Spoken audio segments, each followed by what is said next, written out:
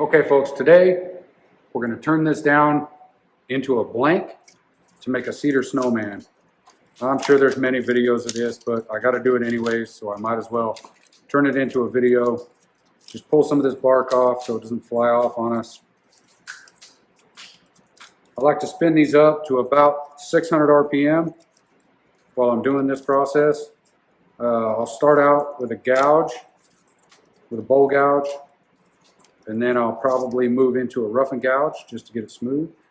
But here we go. Face shield on.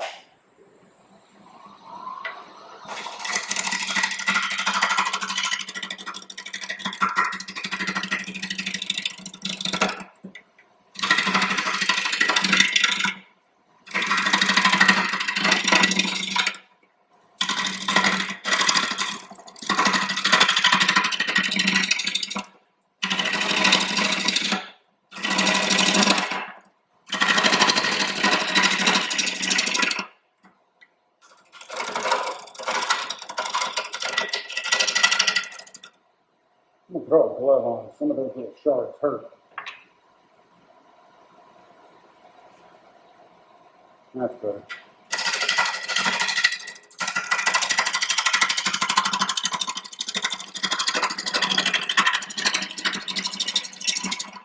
Okay, again, all we're trying to do is make this blank smooth and round.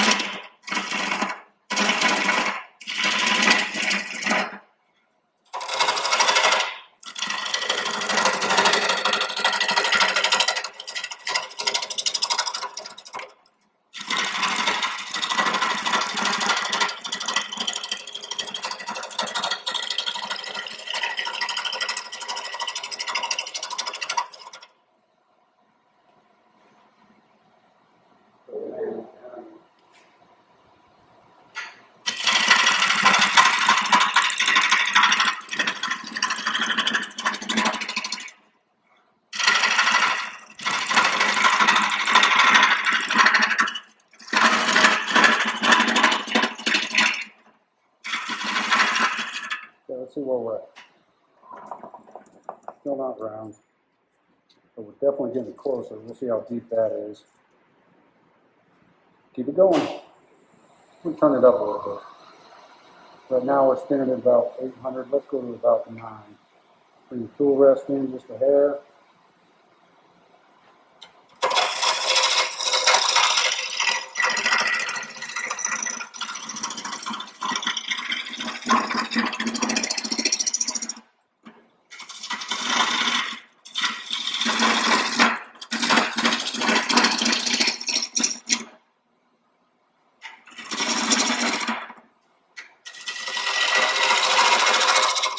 At this point, we're not trying to make it really smooth.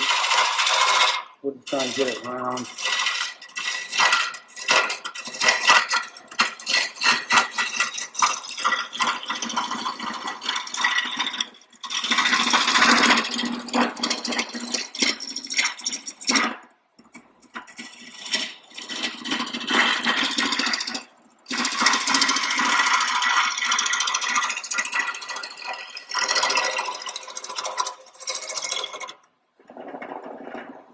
Still not quite round.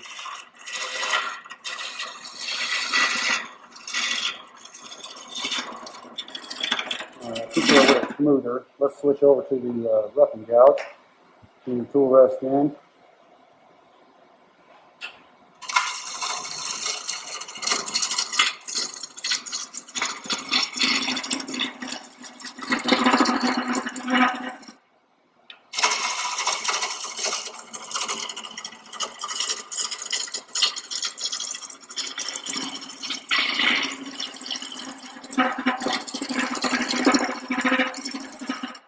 Let's see where we're at.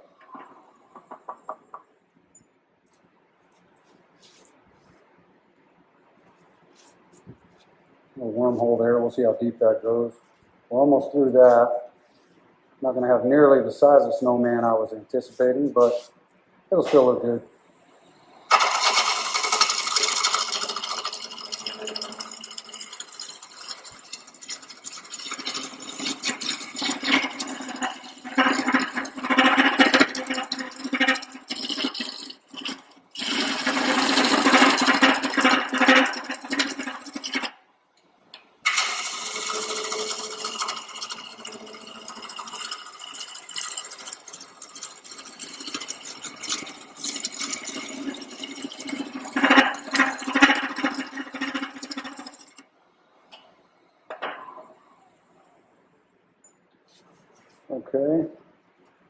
We're almost there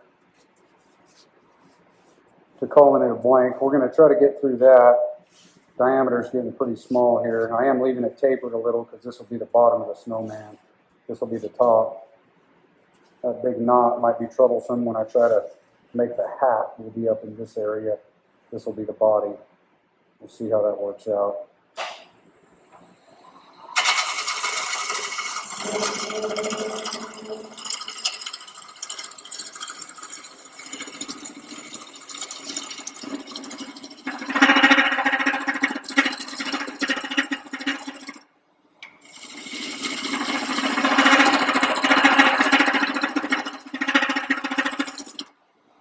Good sharp tool, and the fact that it's cedar throws off some great shavings. These are little ribbons. Very aromatic, smells great. Come backwards a little bit here.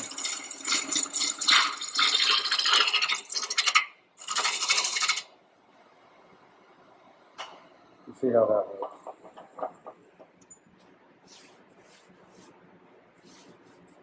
Okay, I think that's good enough to turn it into a blank.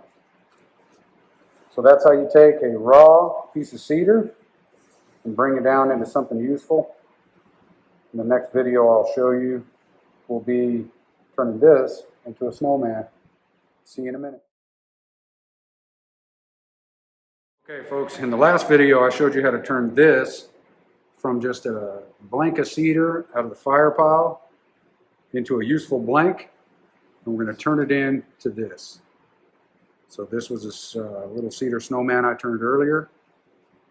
You can see what will be there. So I'll show you how to lay that out. What I like to do is I'll spin it up to about 400 RPM. We'll make this be the very bottom of the snowman. This will be the bottom of the bottom ball of the snowman. Up here, I'm going to make this a little shorter to avoid this knot. You see this knot here. I'm going to try to avoid that. So we'll make the top of the hat about here, and then we'll bring it down. Make the top of the hat about here. Top of the brim, bottom of the brim. Make the head a little bit smaller than all the other segments of the body. We'll split this just a little above center. So you can see that's the layout. I know we're wasting all this material, but it's got that big knot in it. I don't want to really mess with it. So the way that I do this is I'll take my parting tool. I'll cut all the way down. Let's speed this up a little now. Bring it down. Just as a reference mark. I'm not trying to have anything finished. To the top of the brim. Bring it down a little ways. This will be the bottom of the brim. Top of the head. Bring that down a little ways. To the bottom of the actual head. I'm not going to bring that down too far, just as a reference. In between the bottom and the middle segment, just okay. This will be the bottom of the bottom piece of the snowman. And then this will be the end of the head. So again, these are just reference notes. I need to go off of as I start tuning. You may find a better way to do that. That's how I like to do it. First tool I always use is a radius square carbide. I'll start here at the hat.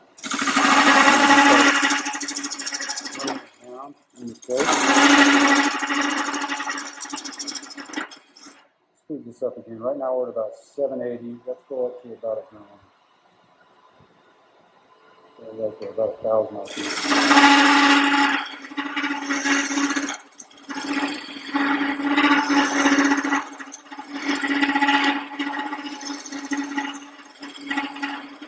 None of these cuts at this point are finished cuts, so I'm not really concerned with being overly smooth.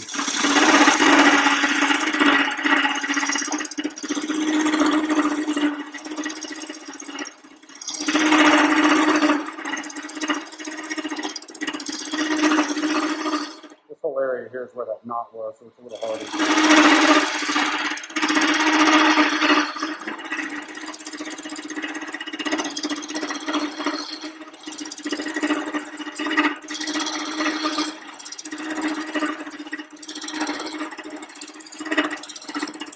Okay, we'll make sure we left plenty of meat there. Refine the height a little bit. Now here are each of the segments of the snowman. I'll start here at the bottom. This will be just the base, so it doesn't have to be anything perfect. Bring each of these in just a little ways, kind of forming the tops of each section. Flip to the other hand, we'll go to the bottom of each section.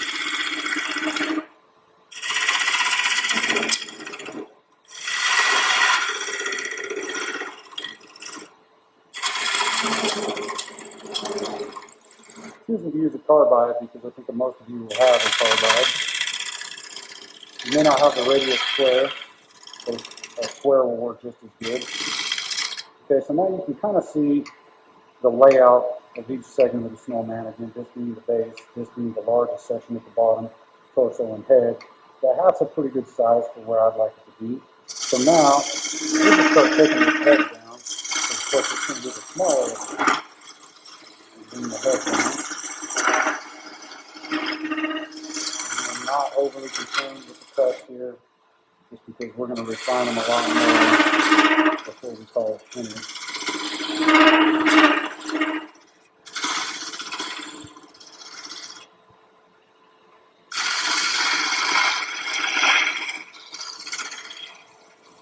Okay, that's about a good size. Now this one, we're going to leave this as the biggest. So the torso, we'll bring it down just a hair. So the torso still steps up. Okay, now we'll start refining that shape. Not putting a lot of pressure, let the tool do the work. Moving on around. Again, if you're finding you're getting a lot of catching, if you've got a really dull tool, or you're just not spinning it fast enough. Even though it's spindle, I could probably be spinning this upwards of 1800 RPM. I know a lot of people do it. I've never had a spindle fly apart on me, but I have had bowls fly apart. And that's pretty scary. So right now we're spinning at about 1,960 RPM. And now you can start seeing the shapes are being a little bit more refined for the snowman. You can see they always smell great.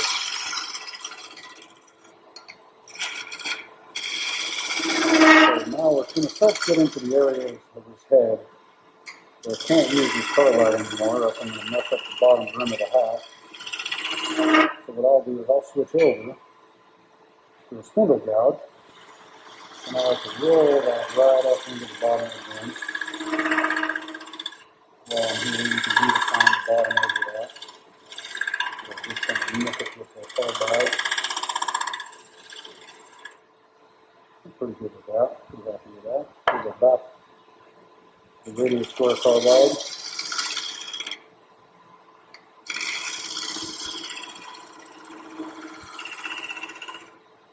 So overall, I'm pretty happy with the shape. So some people would just sand from here. I've got a few more things that I like to do. Just barely take these edges off. Take the edge off the edge of this hat. You'll see why when I get to the sandpaper. Then on these areas here, I like to define them a little better. So I'll get a skew. Take it as pointed and down. And just go right into the center of those sections. Just define it a little bit more. And try to get in under the top. Keep in mind at the bottom of that rim. You don't want to mess it up. You can use your skew or the scraper in here. You get into these little sections here. Make them a little bit more rounded. Can't really do much up there because it's the bottom of the rim. Redefine that area. Do that area a little. There.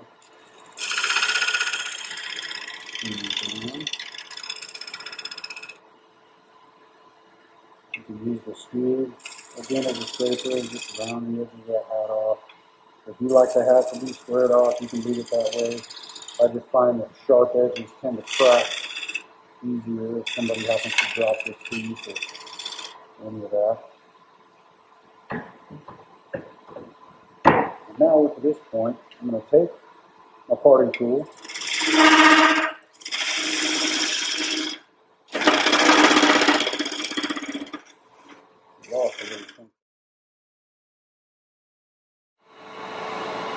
Well, the last video cut out on me. So what I was doing is I brought this down.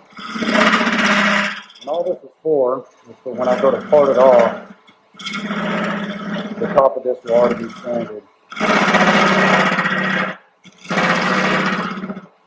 I like to take my parting tool and just bring it in the top of that hat so it's kind of bowed in at the top.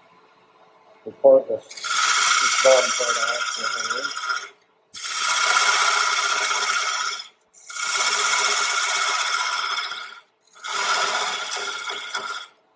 Switch back to a square carbide just to get this cleaned up.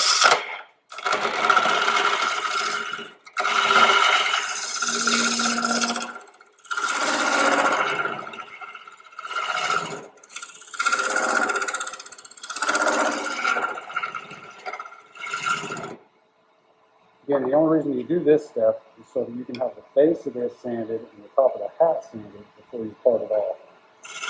Bring my parting tool in. I like to bring this down to about 1/4 of an inch. You want to make sure you've got some meat in there so the piece will stay on as you sand it. You know, even though you're not going to put a lot of pressure, while sanding, you're still going to be putting some. So we'll put the parting tool in there, get it down. Right now I got it to about 1/4 of an inch. I'll leave it there. At this point, I'll pull my tool rest off. See some of these shavings. Move the banjo out of the way. Personally, I like to sand these going in reverse, so I'll flip the switch to put it in reverse.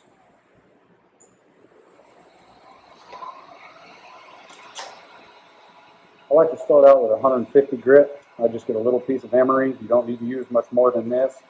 That way you're not wasting sandpaper. Right now we're at about 900 RPM. That's probably good.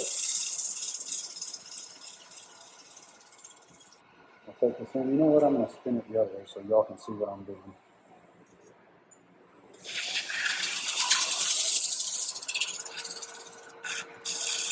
I'm going to knock that down, so I'll cut my finger. So again, all you're trying to do here is round it a little bit.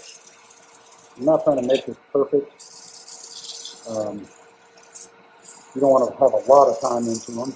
That way if you're trying to sell them, you know, you don't got 3 hours into a little snowman. If somebody doesn't want to spend more than 20 bucks on, and you get a couple hours into something, you're going to want your time to be worth it. And the reason why I like to use emery cloth is because, one, it's pretty sturdy, but two, you can use it to form shapes. Like the top of that head, you can see is a little curved up. Got a little bit too aggressive with that spindle gouge. I think it still looks fine for its purpose. And all we're trying to do is sand down these rough edges. Pull my glove off. Grab the bottom of the piece. Sneak my arm in there.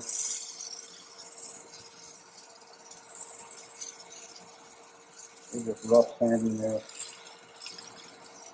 I'll stop it here in a second. Y'all can see what it looks like. I'm going to turn the dust collector on and stop talking for a minute before I choke out.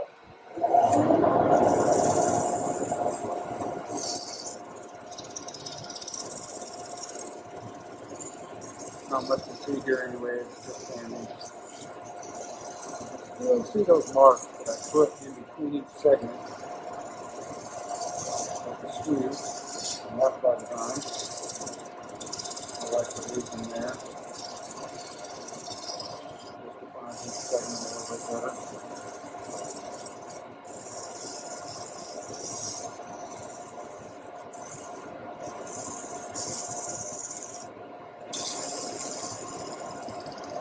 Put the sandpaper around the top of this hat.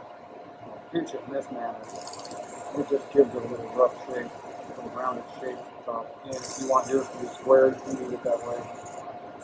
I choose to do mine this way.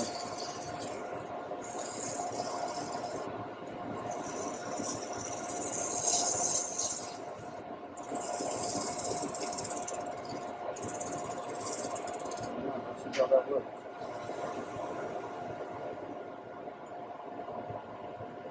Alright, I'll get a little chip out there. That's a bummer. I'm not going to bother taking it down. We'll just leave it there. That's a big fern. Pretty happy with that. My sand there just gets a little rough. Pretty happy with that shape. Got a little aggressive there. I'm trying to keep the video short for YouTube. Spin this up. We're going to go the other direction. Sorry if my hands are in the way.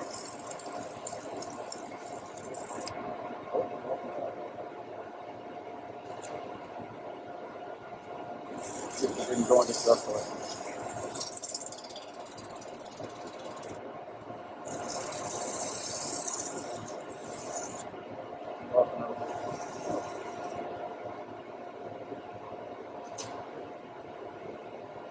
Well, that stuff only happens when you got it on video.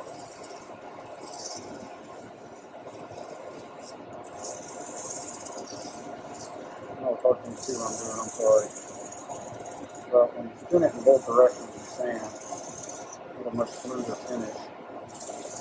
When you do it by just going one way, sometimes you knock the grain where it lays down in one direction instead of actually sanding off. You don't realize that. So you put sanding sealer on it, and all those grains stand up on you. You've got to remove all that finish. You get it with a scraper, sand it all back off. Anybody knows when you put sanding sealer on, even if it's alcohol based, like this insert that I use, it's still going to drum up the samples. So that'll be enough with the 150. I'll get you the 400. Same concept. You drop it in these grooves a little bit.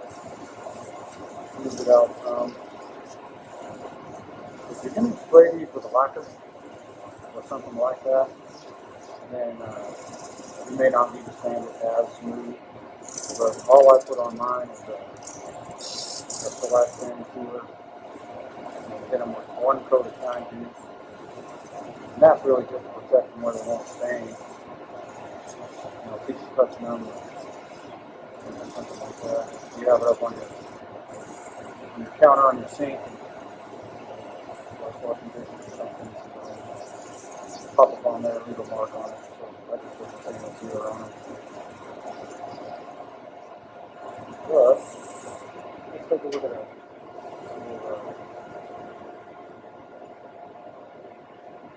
Yeah, that's a real bummer right there. Maybe that won't sit on my mantle. Yeah, I'm pretty good with that. So what we'll do here is do some compressed air. And your nozzle under there. Blow some of this off.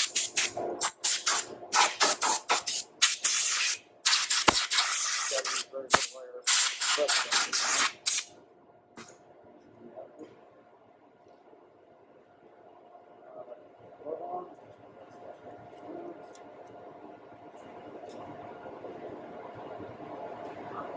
So,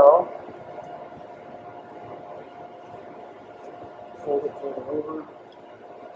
This is my sanding sealer. This is just 2/3 de-wax shellac, 1/3 denatured alcohol. Very liberal with this because it's soak it right in.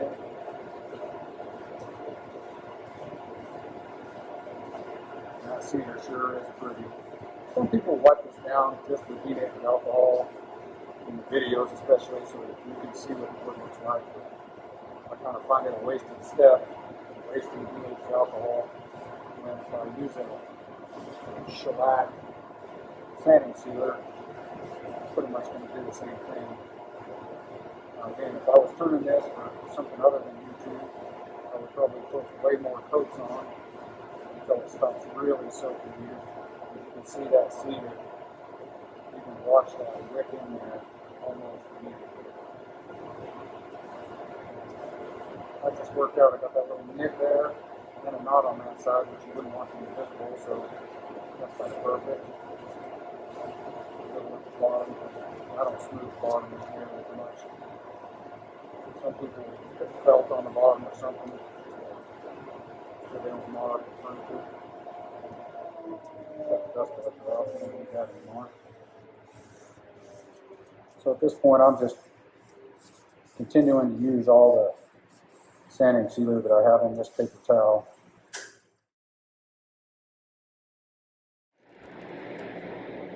Okay, last segment of this video. We're going to put on some shine juice. Get another paper towel. Fold it up.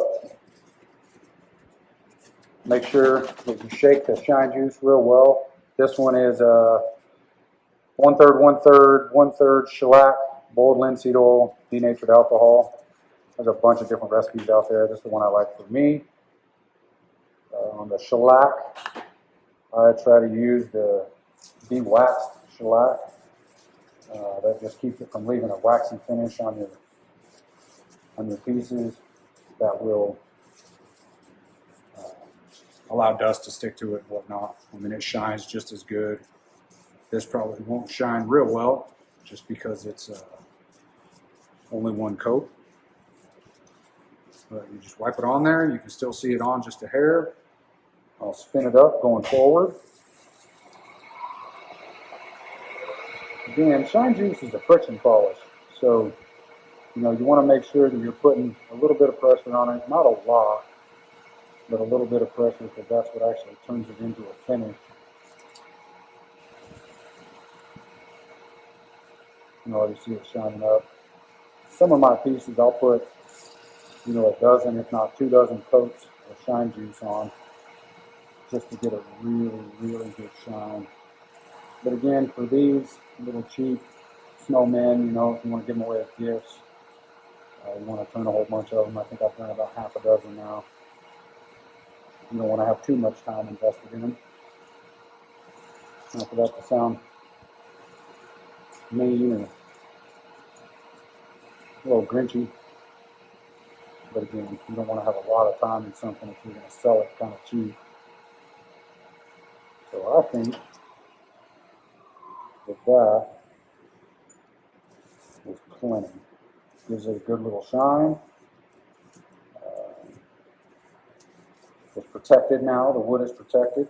That way if something gets on it, it shouldn't stain. It is wood, so it'll still soak stuff in. But all in all, I think that's pretty good. So now that we've got that, I'm not going to be sanding on it. I'm not going to be putting much pressure. I'm going to switch back to my parting tool. Put the tool rest back. Switch back to my parting tool, and I'm going to make those ends even thinner than they were. Again, use caution. Pieces come flying off on you. You don't want to be real crazy with the amount of pressure you're putting on it. You might ask, why would you do this instead of just cutting it off with a saw when you got it off the lathe? You can. Absolutely you can. But it's something that if you're careful with, it saves you a whole lot of sanding. And the base of your piece, whatever it is that you're trying to do, you can already see that wobble in it. So I'll back some pressure off the tailstock.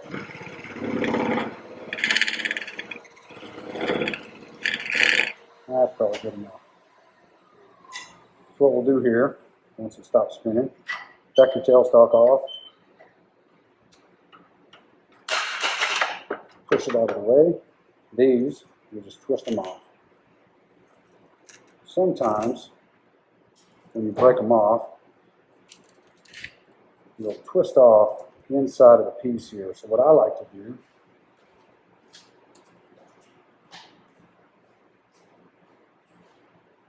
is use a pair of dice.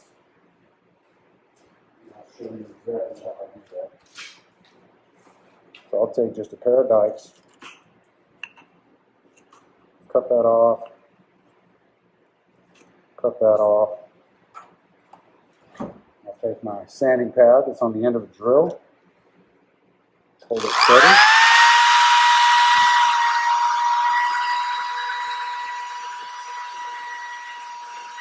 I'm just trying to put a lot of pressure here, just enough to get through that without leaving a big standing mark.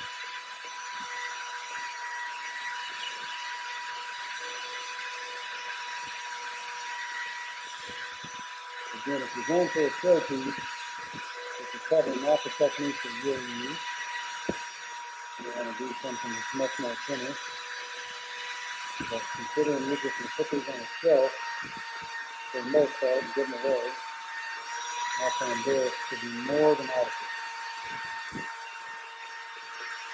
When you're doing the base of your piece, you want to make sure that it's kind of domed in. You want to make sure that it's kind of domed in. That way, if you have a peak here, when you set it down, it'll wobble. So,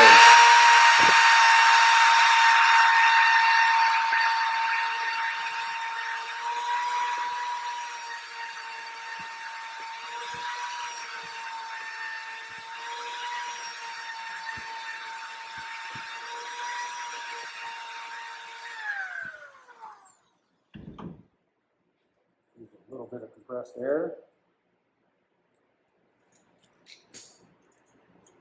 Blow the top out, blow the bottom out. Any residual dust that I may have left.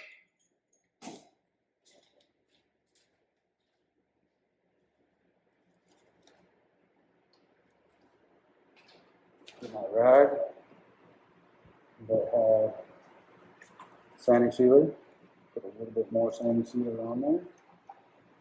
Again, the purpose of this isn't to shine it. This is just to seal the wood.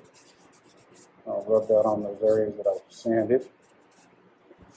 A little here on the bottom.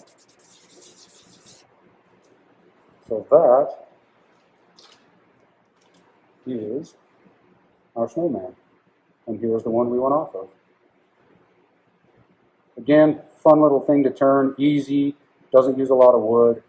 This was a spindle, so you know, pretty much everyone will have a small piece in their pile that they could pull out and turn it into a snowman. But again, I hope you enjoyed the video. It's the first video that I've done for YouTube, and I hope you enjoyed it. Thank you. Yep.